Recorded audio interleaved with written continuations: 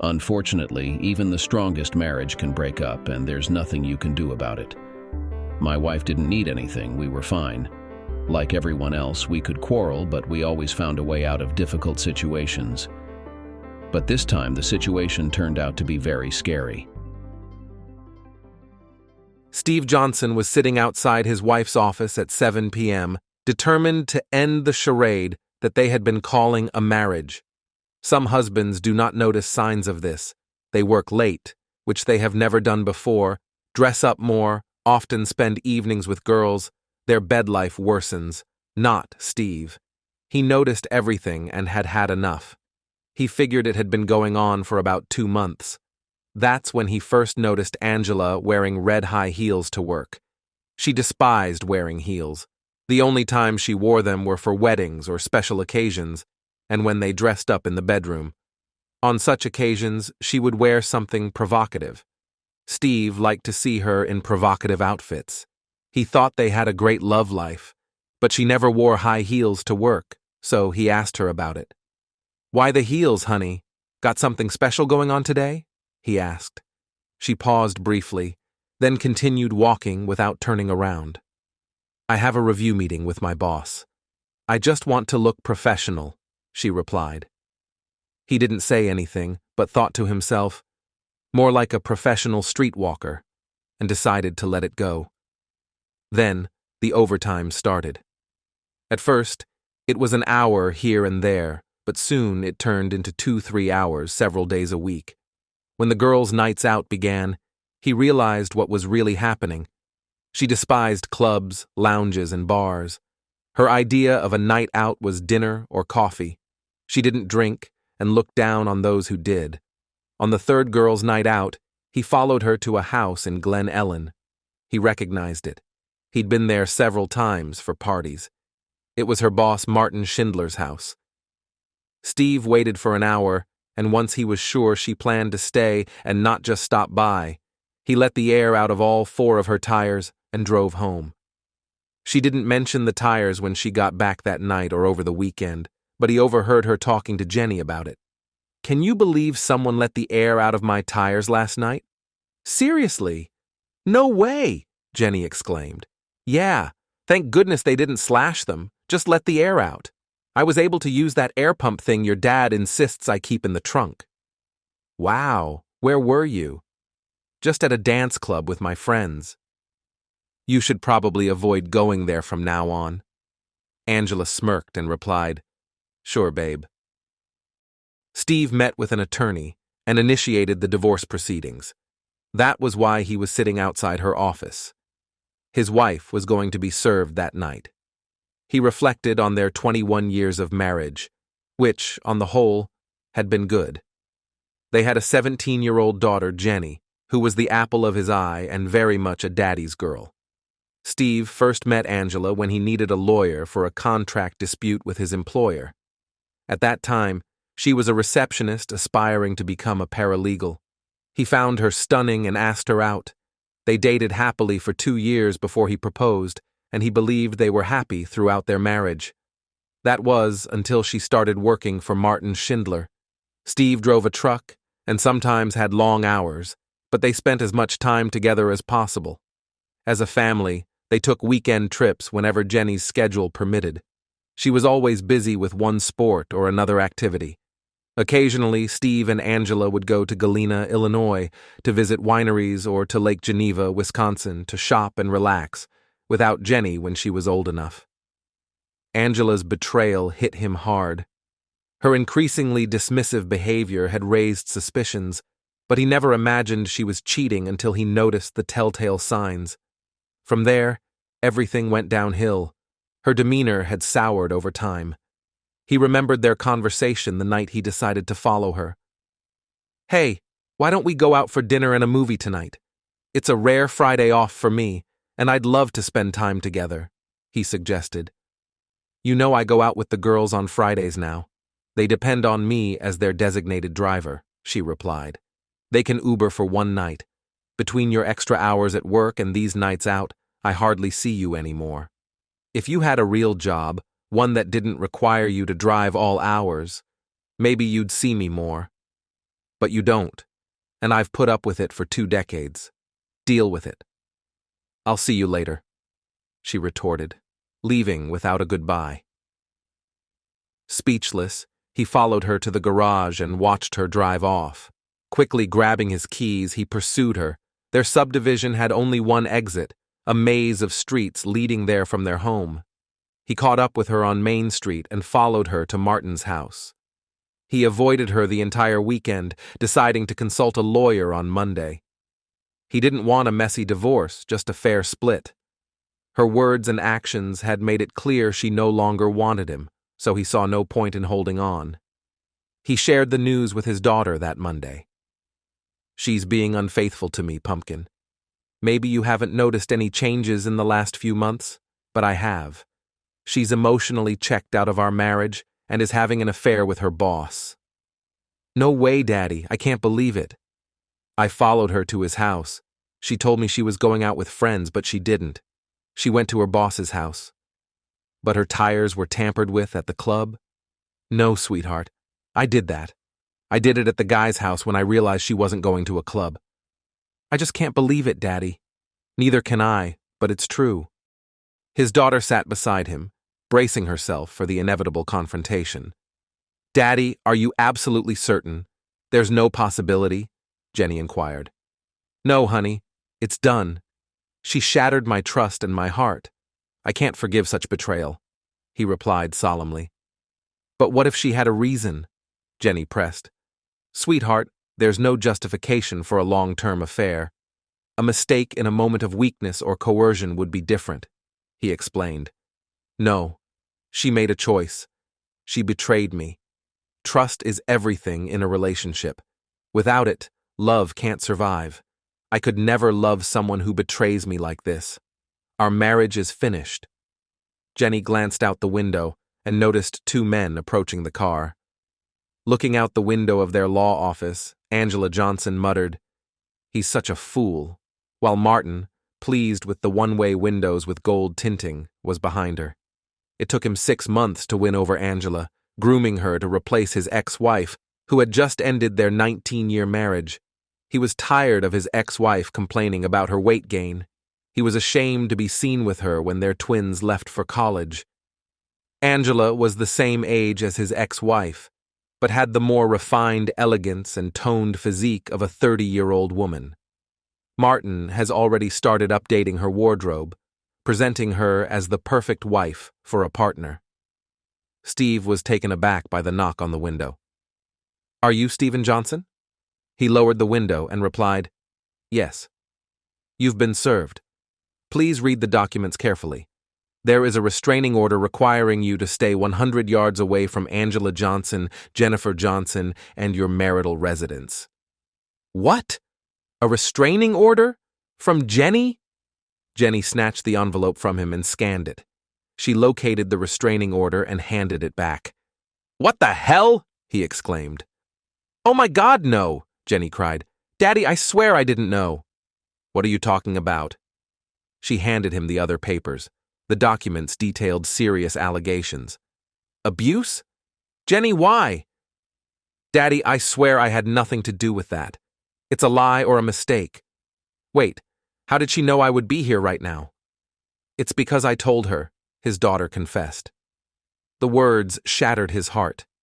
When you told me she was cheating on you, I confronted her. She said she did it because she had a private investigator's report saying you were cheating on her. Are you serious? Did you read the report? No. You believed her instead of me? You let her manipulate me? Baby, why? I love you so much. Why did you betray me like this? I begged you to stay quiet. I swear, Dad, I didn't know about the restraining order. Those abuse allegations are lies, I swear. I never said anything like that to anyone. He cried silently, ignoring her pleas. Moments later, he said softly, Jenny, you have to leave now. I can't be near you anymore, not within 100 yards. Daddy, no, she cried. Go, or I could get arrested on top of everything else. The sheriff is still here watching me. After reading more, he muttered, Oh, Jesus, they've frozen all my accounts too. Damn it. What am I going to do now? Congratulations to both of you. You've ruined me. I can't even afford to fight her damn high-powered law firm with these false accusations. I'll be stuck in court forever. Oh God, no. I'll fix this, Daddy, she said as she left the car and ran toward the office building. Martin is done. It was great, sweetheart, she said. I wish I had binoculars so I could see his face. Martin was just buckling his belt, and Angela was smoothing her dress when Jenny ran into the office screaming. You're a jerk! Child abuse? Harassment? What's wrong with you? Jenny screamed. I had the advantage, Angela said. I should have struck first. Now he won't be able to get into the house or access my money for a while. Now I've got the better of him. He didn't insult me. I'm not sure about that. You guys are very close, Angela said with a grin. Jenny came up to her and asked, He wasn't cheating, was he? Of course not. Who would need it? She said with a laugh. You're a monster, Jenny said, clenching her fist to hit, but instead slapped her mother with all her might. Angela collapsed in agony and shock. Martin chuckled and remarked, Nice shot, kid. Jenny hesitated, scanning her surroundings, bookshelves, cluttered desks.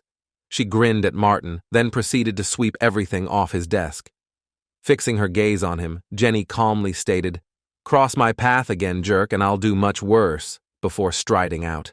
Jenny, wait, Angela yelled desperately. She's going to regret it, Martin vowed. As Jenny exited, she encountered a man holding an envelope who asked, Are you Angela Johnson? In there, she replied, curtly storming past him. Angela and Martin shared a laugh at Jenny receiving Steve's divorce petition. Jenny made desperate attempts to communicate with her father. Paralyzed by fear, he chose not to respond and wept each time her call appeared. He dreaded Angela discovering their contact and involving the police due to the restraining order. Angela had already isolated him from their friends, and only his parents and brother believed in his innocence. His sister-in-law prevented him from seeing his niece and nephew, wary of the allegations. This strained her marriage to his brother until George had Jenny reveal the truth. He couldn't comprehend why Angela harbored such intense animosity towards him or why his daughter had betrayed him. Even if she was unaware of the abuse accusations, she still informed her mother that he knew about her affair and the impending legal action. She even falsely claimed she wanted to stand by him during the serving of Angela's legal papers, but remained silent when he was actually served. Jenny attempted to seek assistance for her father. Discovering her mother's divorce papers, she noticed that the lawyer worked in her mother's office, ruling out seeking help from him. She phoned Grandpa George, Steve's father, hoping he could assist. What do you need, young lady? He asked. Grandpa, we have to help Daddy. I don't know who else to turn to. He won't answer my calls. I can't believe what you did to your dad, Jenny. Why did you side with your mother? Grandpa, it's all lies. I didn't do anything. It's my mom and her lawyer boyfriend. Watch your language, Jenny. I'm sorry, Grandpa. I swear I didn't accuse him of anything. I had no idea confronting her would lead to this. All right, I'll see what I can do. Grandpa, is he there? Can I talk to him? He can't have any contact with you until that order is lifted. Every time you call, he breaks down crying. He's scared your mom will find out he spoke to you and involve the police. His lawyer mentioned there's a court date coming up, but nothing can happen until then. Through tears, Jenny pleaded, Grandpa, tell him I love him and miss him. If I see him, I will. Jenny hung up the phone and wept uncontrollably for several minutes. After regaining her composure, she entered her mother's room and began emptying the drawers of lingerie and pulling out her mother's newest clothes from the closet. She tossed them down the stairs in a heap. Gathering up the large pile, she carried it outside through the front door and deposited it in the middle of the lawn. Her laughter echoed when she noticed some of the garments still had their tags attached. To hell with you, Mother, Jenny muttered aloud, then headed to the shed to fetch a can of lighter fluid. She drenched the clothes thoroughly with the entire can and used a lighter to ignite them. Glancing at the time, she realized her mother would soon be returning. A mischievous smile spread across Jenny's face as she formulated a plan. As Angela drove into the driveway, she spotted Jenny seated on a lawn chair in the front yard, toasting a marshmallow over a smoldering heap of her own clothes. Angela yelled as she hurried out of the car. "What on earth are you doing? Have you lost your mind?" "No, Mom. I'm perfectly sane. I've decided to make you pay for Dad not being able to talk to me. Each day that passes without him, more of your stuff will go up in flames," Jenny retorted calmly. "You'd better drop that bogus abuse claim soon, or more of your belongings will end up like this." "Jenny, there's a court date on Monday. It won't be extended. It's just temporary," Angela pleaded. "I don't care, Mom. Until I talk to him, your things will keep burning," Jenny replied coldly. "Fa!" Angela swore as she stormed into the house. She tried calling Steve, but he ignored her call and deleted her message. Moments later, a fire truck and a police car arrived. A neighbor had reported the fire. The police officer and one of the firefighters approached Jenny. "What's going on here, young lady?" the officer inquired. "My mom wanted to get rid of some clothes that don't fit her anymore. She told me to have a bonfire with them," Jenny explained. "You can't have a bonfire in the front yard. Is your mom home?" he asked. "Yes, sir.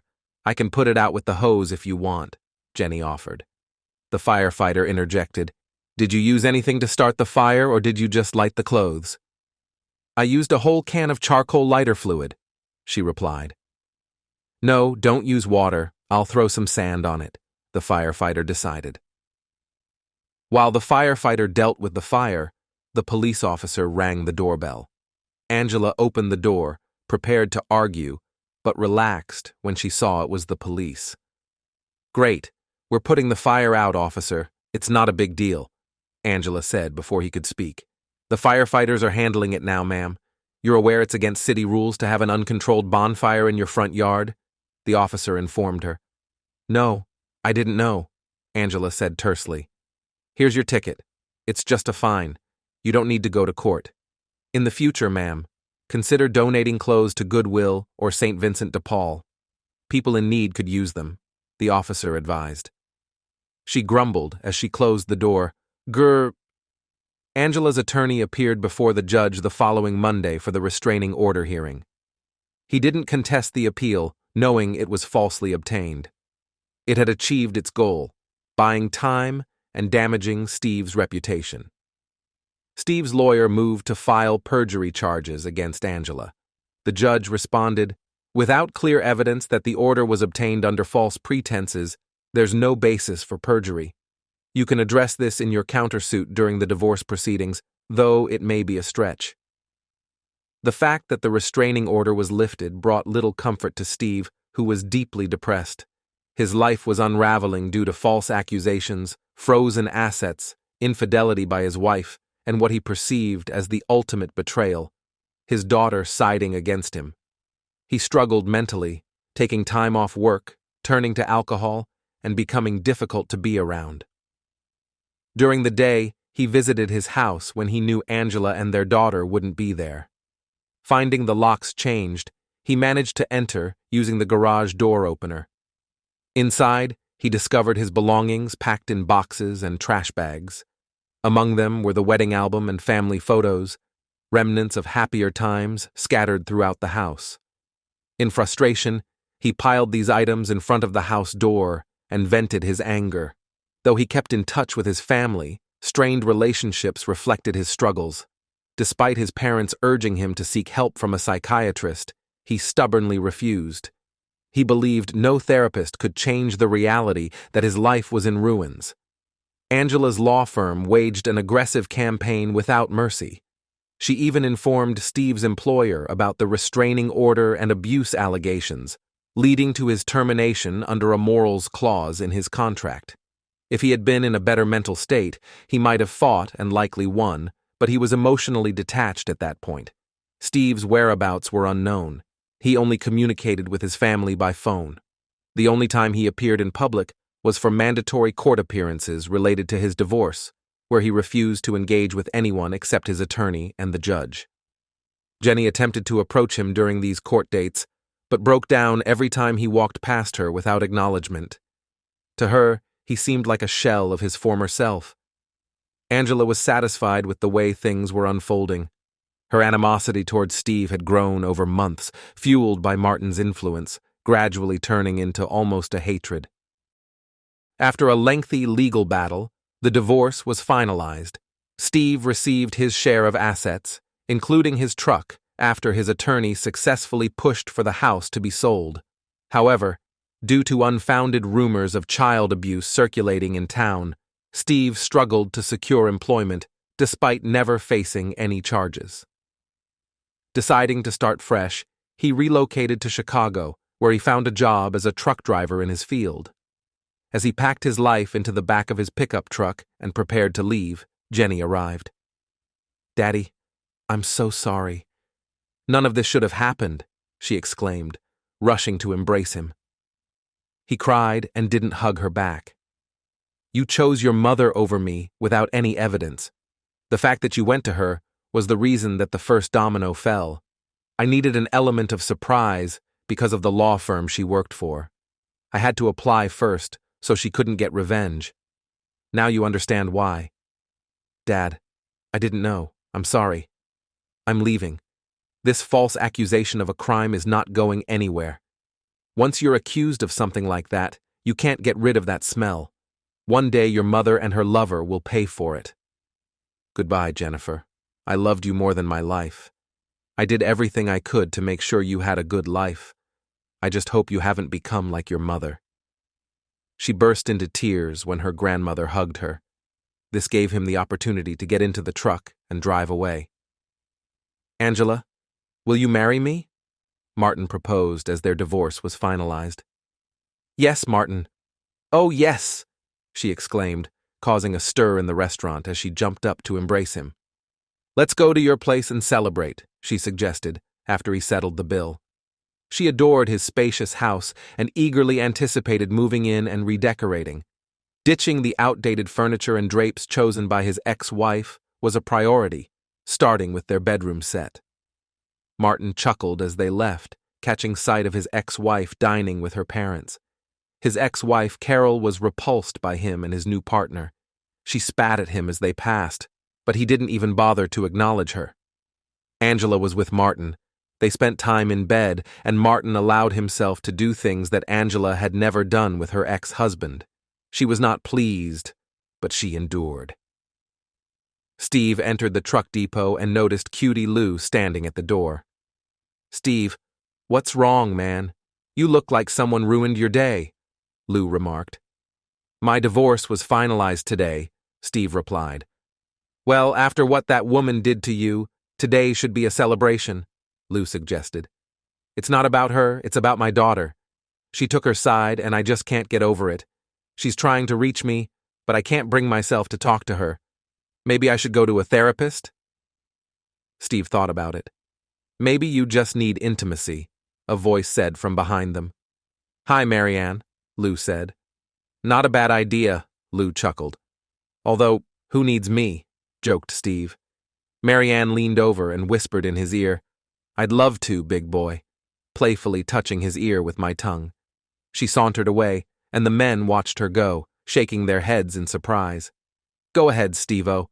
She's a wonderful woman," Lou encouraged him. "What the hell? Why not?" Steve agreed. "That's the attitude. Now let's hit the road." Steve took Marianne out for dinner and a movie on their first date. Following the film, they went to Baker's Square for coffee and pie. "Steve, cheer up, buddy. You're a good guy who just had some bad luck. Things will get better," she reassured him. "Maybe, Marianne. For the longest time, I couldn't understand what I did wrong. I couldn't fathom why she came after me so hard in the divorce. She even accused me of terrible things," he confided. "She's awful, but that's all in the past now," Marianne said, taking his hand. "Look forward, not back. I'll make sure it's worth it for you." He smiled, squeezing her hand gently. "Let's get out of here, shall we?" Marianne greeted Steve with a kiss at her front door and said, "Do you want to see my work, big boy?" "With pleasure," he replied. She led him by the hand into her bedroom, where the moonlight filtering through the window cast a soothing bluish hue. When they calmed down and took a breath, she noticed, "Your ex is an idiot." She needed his money, not intimacy. "Well, her loss is my gain, and I intend to take full advantage of it." He kissed her and said, "Any time, honey, at any time." A week later, exactly to the day, a cloaked figure approached the rear entrance of an opulent mansion in an upscale neighborhood. Expecting to have to force entry, they were pleasantly surprised to find the door unlocked. Moving silently through the house, careful to avoid any floorboard creaks, they eventually located their target room. They recognized it from a Facebook photo showing the man at his desk, proudly displayed as his cover image. The closet, situated behind and to the right of the desk, was dimly lit by a solitary desk lamp. Its slatted door allowed them a clear view inside. They quietly opened the closet door and waited. Their only concern was if the target would access the closet before settling at his desk. It would complicate matters slightly, but their meticulous plan ensured their safety either way. Martin Schindler entered his home office and glanced at his computer monitor positioned at an angle on the desk. His back was turned towards the closet behind him. Slowly, the intruder opened the closet door and cautiously emerged. Martin heard a sound and raised his gaze. A gun was pressed against his temple and a shot rang out. The gun was placed in his hand, a note left on the desk, and the assailant swiftly exited through the door.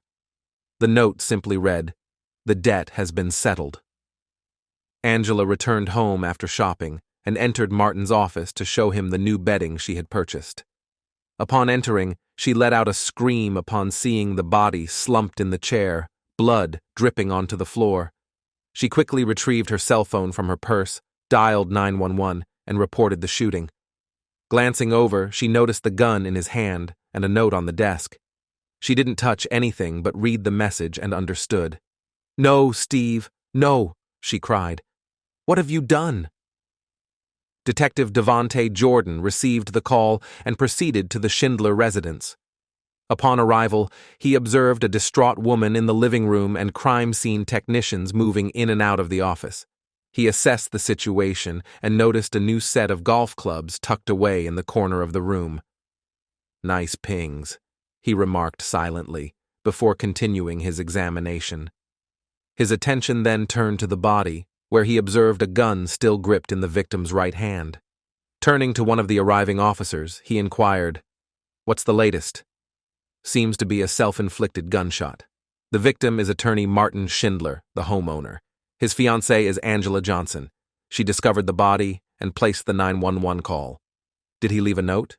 "Yes, sir. It's typed and unsigned. Just one sentence. Here it is." The officer handed him a plastic bag containing the note. Detective Jordan furrowed his brow and asked, "Is the fiancée the blonde woman in there?" "Yes, sir." "Ma'am, do you have any idea what the note means?" Detective Jordan inquired of Angela. "Yes. It indicates it wasn't Sue Wa'ide. My ex-husband murdered him. Martin despises guns and never owned one." "Why do you suspect your ex-husband did this?"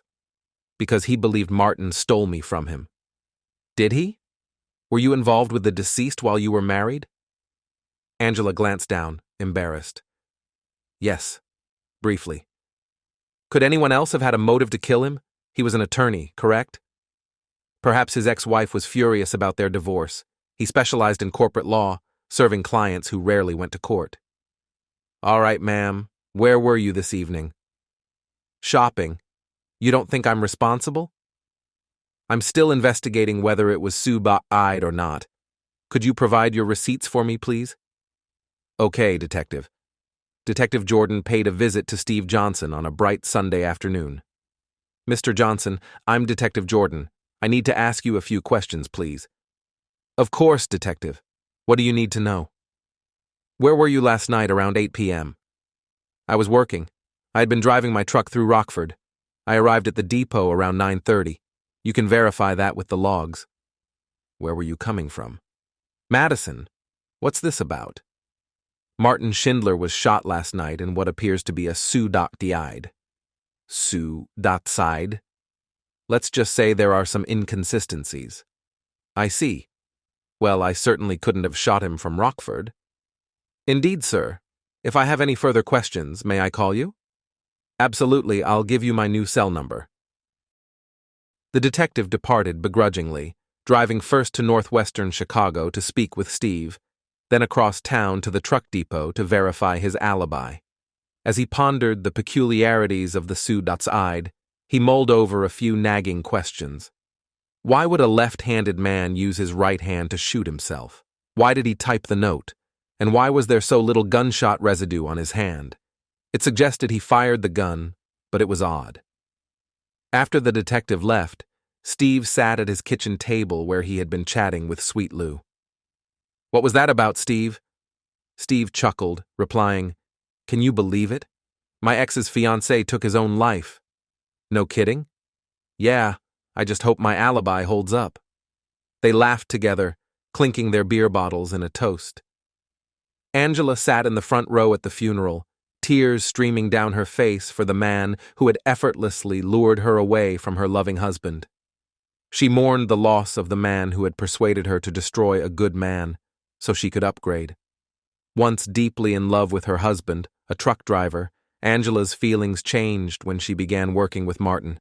He targeted her immediately, undermining her relationship with snide remarks about truck drivers and casual criticism when her husband was away on long trips. Martin's manipulation took root, convincing her that she was neglected by her husband's demanding schedule. As Angela wept, she struggled to discern whether her tears were for the loss of her fiancé or for the ruin of her marriage and the shattered bond with her daughter, a heartbreaking waste. Unaware and indifferent to the murmurs around her, Angela didn't notice the accusing stares from Martin's ex and his daughters. They held her responsible for his death. Angela approached her daughter, who was home from college for the weekend, and said, You could have come to the funeral to pay your respects. Jenny looked at her angrily and replied, How can you expect me to respect a man who destroyed my father? Screw you, Mom. I shouldn't even dignify that piece of garbage by calling him a man. He's lower than dog shit on my shoe. With that, she slammed the door and drove back to school in La Crosse, Wisconsin, a long drive ahead of her. Detective Jordan sat in a meeting with his commander, discussing the lack of progress in the investigation. The alibis of all the suspects are solid. Steve Johnson's truck tracker shows no stops on his route from Madison to Chicago, and the timing checks out. The warehouse crew confirmed he was the driver. Angela Johnson's receipts and surveillance footage place her at Macy's, Victoria's Secret, and Starbucks at the time of death, according to the medical examiner. Schindler's ex-wife and her daughters were celebrating her birthday with her parents, brother, and sister-in-law, Jordan explained. Was it the ex-wife's birthday? His commander asked. No, they were just celebrating it. I even checked Johnson's daughter. She was at school over 3 hours away in Wisconsin. Could it have been suicide? The commander queried. It's possible, but something doesn't sit right.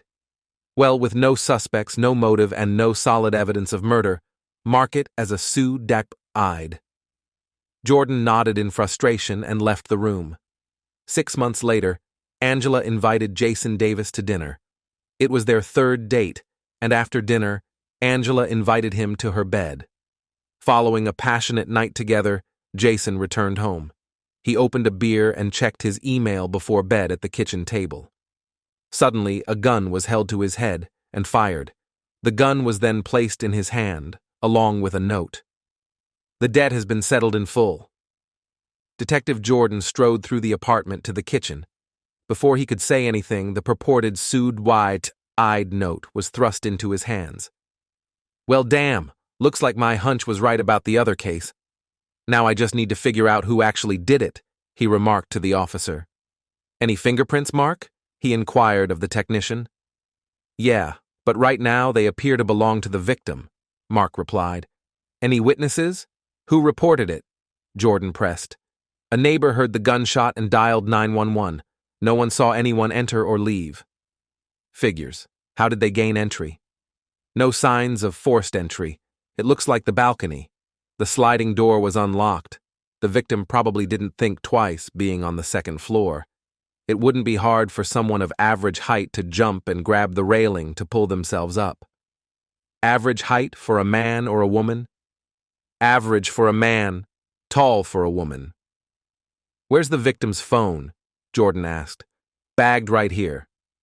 Jordan, wearing gloves, sifted through the contents for the last call. Just had to make sure. Last call was to someone named Angela. I'd be surprised if it's not Angela Johnson.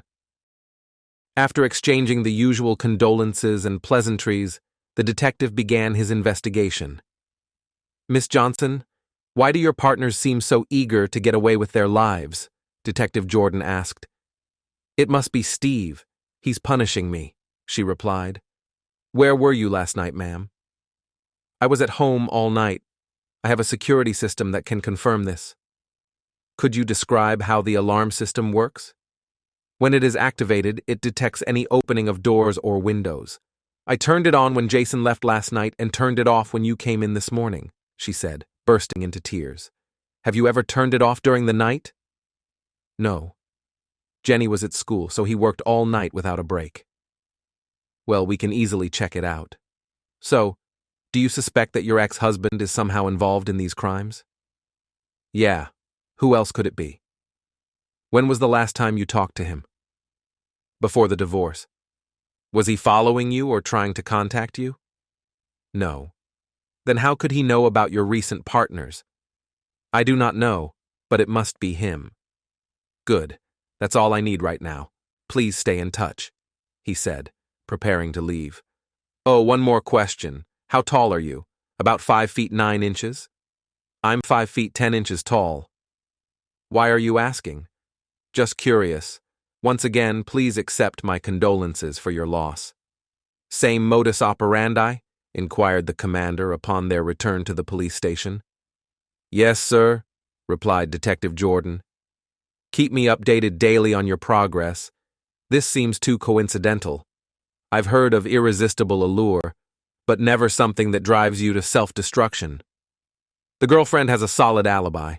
I'll try to break it, but it looks tough. I'm heading to her ex-husband now, said the detective cautiously. Off you go then. Let me know what you find out. Understood. As Detective Jordan walked away, he couldn't shake the feeling that all of the main suspects' alibis would be as watertight as last time. Steve and Marianne were cuddling on his couch, watching Jack Ryan on Prime when the doorbell interrupted them. Detective Jordan, what brings you here? Steve asked, inviting him inside. Sir, where were you last night at 1:30 a.m.? I was on the road back from Detroit. I got in around 2:30. What's going on now? Do you know Jason Davis? I don't think so. He was dating your ex-wife. Apparently, he shot himself last night. No way. Seemingly shot himself, huh? Maybe she's some kind of black widow or something. Possibly. Thanks. I'll be in touch if I need more. Steve chuckled as he closed the door. What was that about, baby? Marianne asked. Looks like another of my ex's boyfriends bit the dust.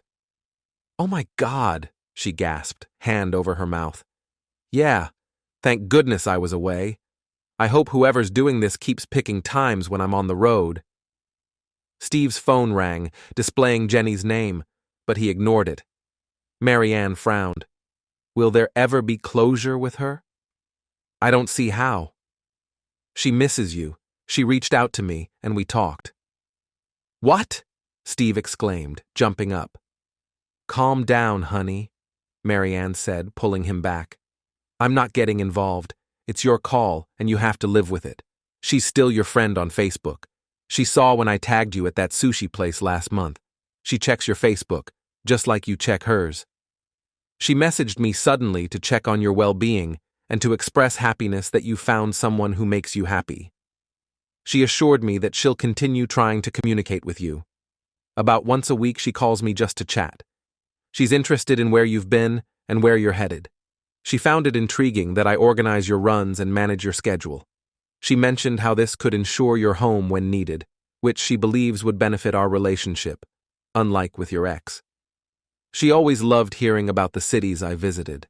Ever since she was young, we would spend hours talking about the places, people, and things I encountered on the road.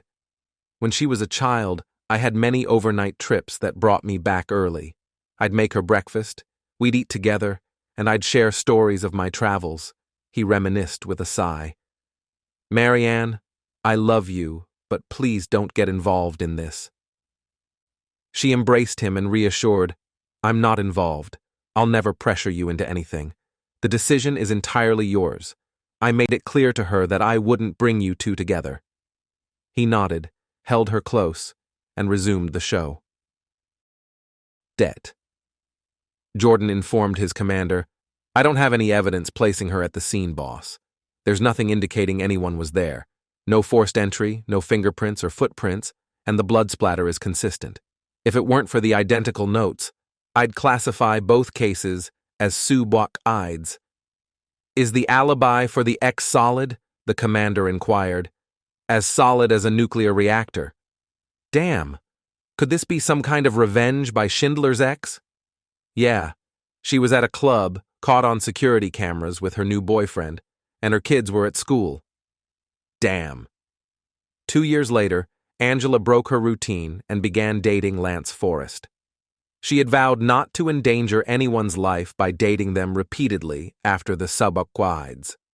While she hadn't remained celibate, she had confined herself to one-night stands with people she met at bars. However, an STD made her reconsider, prompting her to take a chance and commit to a relationship. After a month of seeing Lance, she grew comfortable, some might say complacent. She stopped hiding their relationship and started openly dating him in public. Lance was watching a ball game at home when a gun was pressed to his temple and fired. The gun was placed in his hand, and the same note was left once again. The debt has been fully paid. This is Jordan, he said as he picked up his cell phone. Hi, Detective. It's Detective Stan Anson with Schaumburg. What can I do for you? You have a cold case that I might have a connection to? Which one? The paid in full, subwak-ides. I've got one. Really? Any connection to Angela Johnson? Yes, she was his girlfriend. No way. The ex-husband's alibi is solid? Yep, driving through Madison, Anson replied. Where was she? At home alone. Last time, her security system provided an alibi we couldn't break. Is it the same this time? Chinese food delivery this time. She ordered from her home phone, and the food arrived 30 minutes later. The shot happened within that window, according to the neighbor who called 911. It's a 23-minute drive each way from her house to the deceased's apartment, with a 3-flight walk upstairs. It's tight, but we can't see how she could have done it. Agreed. Let's meet tomorrow and compare notes. Okay. Once again, all alibis held firm, and there were no new suspects. The cases remained unsolved. Steve and Marianne sat in the spacious auditorium, observing Jenny as she crossed the stage to receive her bachelor's degree. Steve's face lit up with pride, and he wiped away a tear that threatened to fall.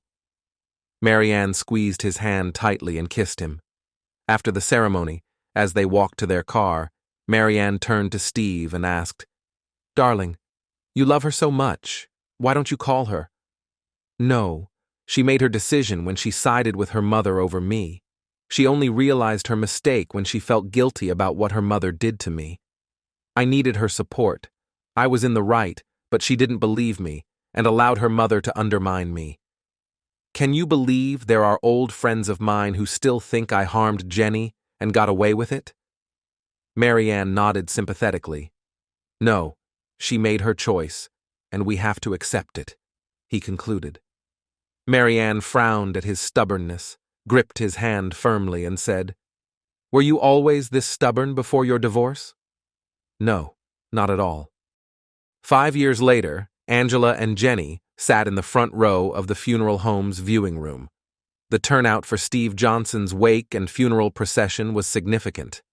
Steve had passed away from pancreatic cancer just 4 weeks after walking Jenny down the aisle at her wedding.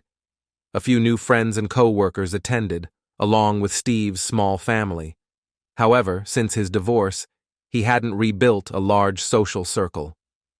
Most of his old friends, neighbors, and co-workers came to pay their respects to the good man they once knew but had lost touch with over the years.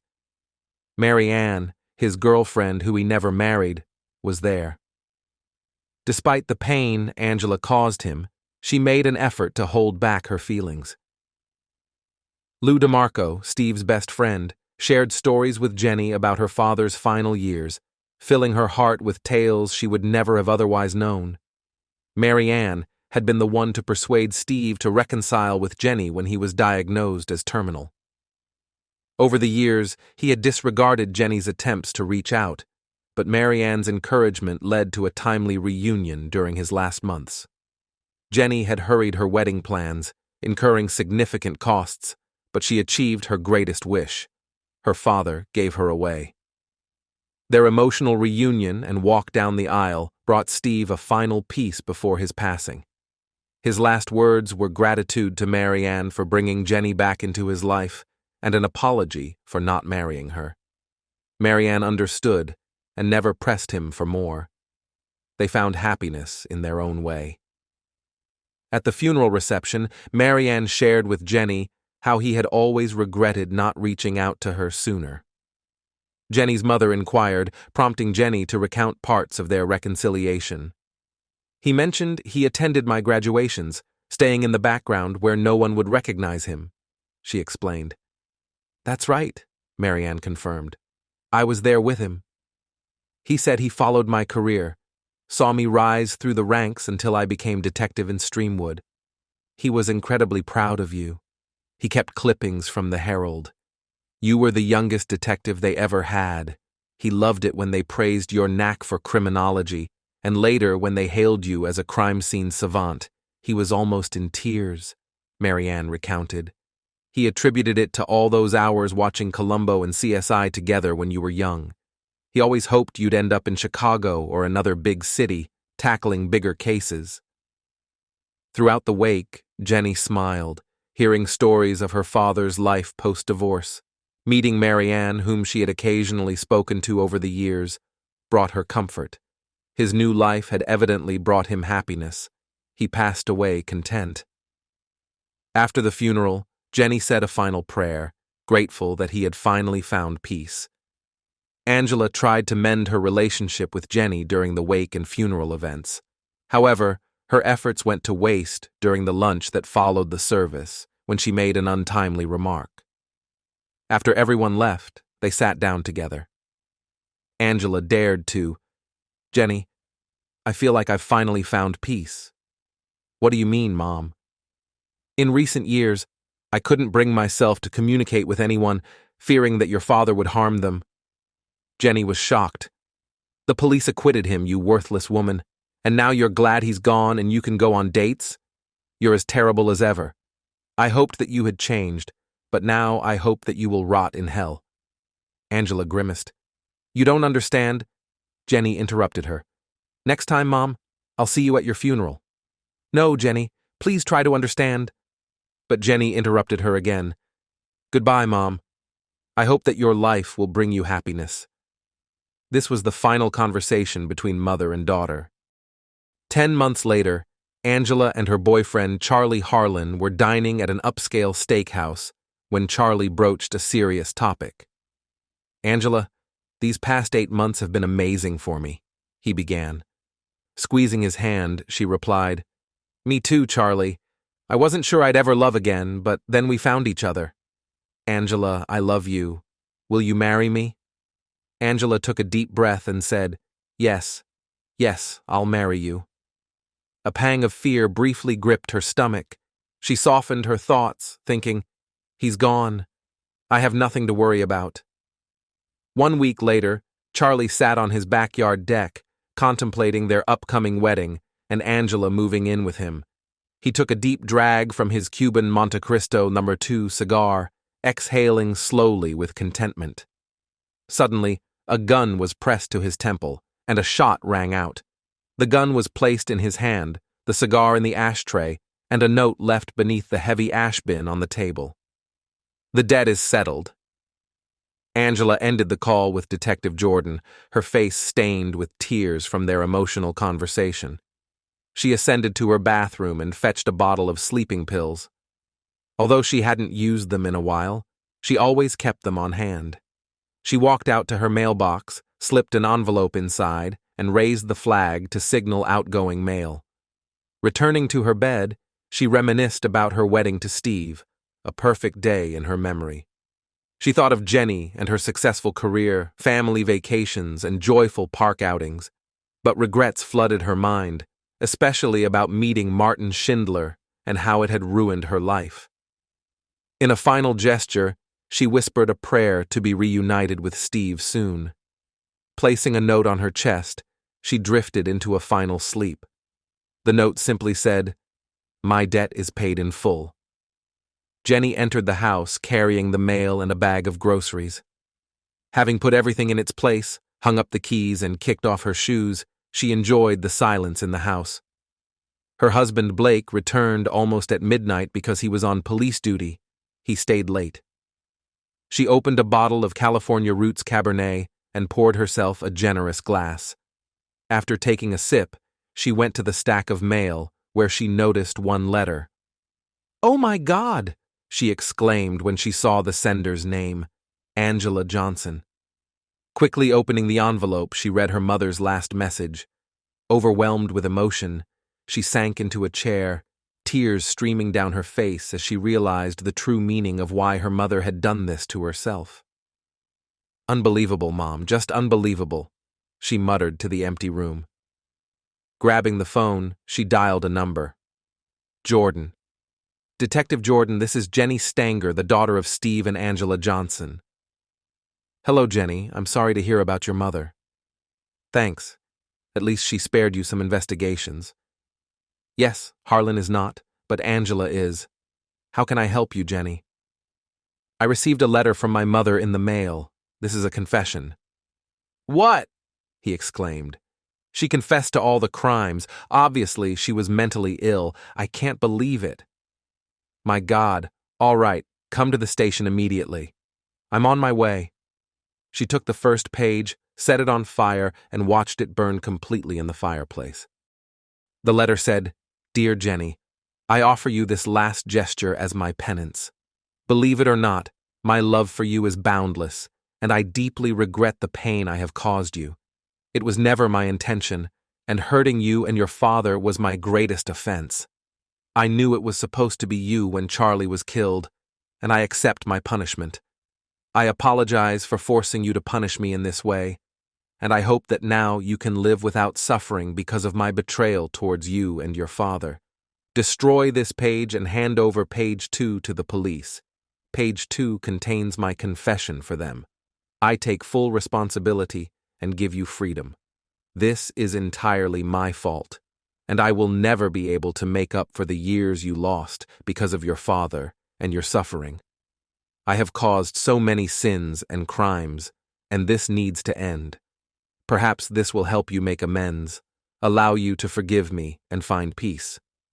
Please share with my future grandchildren stories about happy times, not about how I ruined our lives. I pray that you and Blake have a long and happy marriage. Don't be fooled if someone tries to come between you. From the bottom of my heart, Mother P.S. Please ask for help from someone who can provide you with the help you desperately need. Paige. Dear Jenny, by the time you receive this letter, I will be gone. I can't take the guilt anymore. I got rid of all those men, my lovers. They paid for taking me away from your father. I've always belonged to him. Maybe now I can join him again. God forgive me. I will always love you, and I deeply regret that I ruined our lives.